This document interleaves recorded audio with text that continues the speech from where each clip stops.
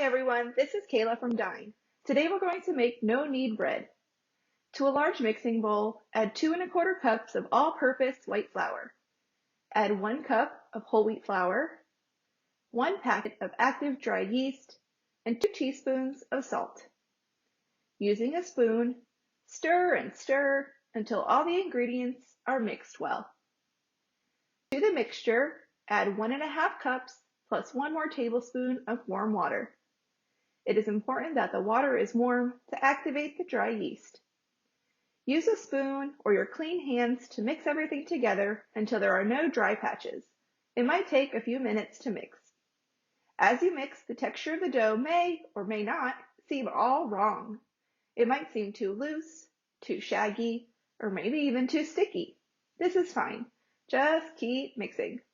If you're using a spoon, scrape it off and set it to the side. Once everything is mixed, cover the bowl with plastic wrap.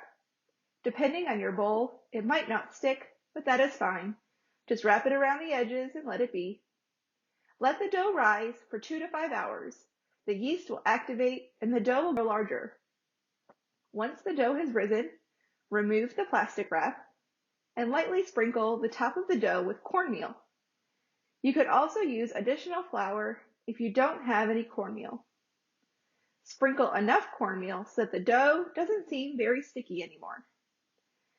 Scrape the edges of the bowl with your hand and then pick up the dough and start to form it into the shape of a ball.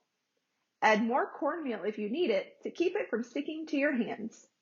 I ended up using about 2 tablespoons altogether. Once it is in the shape of a ball, put the dough back in the bowl and cover it back up with plastic wrap.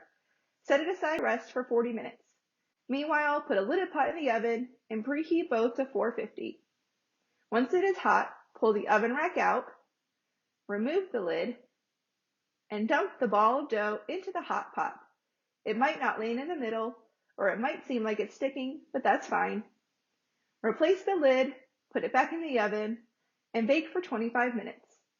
After time is up, pull the rack back out, carefully remove the lid, and continue baking until the crust is browned.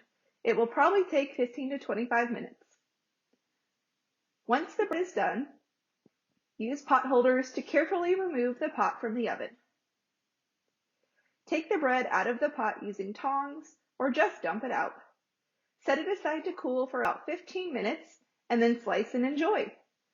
The crust is really crunchy, so be careful cutting it. As you can see, the inside is soft and fluffy. I highly recommend having a slice while warm, but it is still delicious even when cool. I hope you had fun learning about baking bread. For the full recipe, head to Chop Chop Family or pick up the latest edition of the Eat newsletter. In addition to the recipe, the Eat newsletter has fun activities to get you outdoors and moving.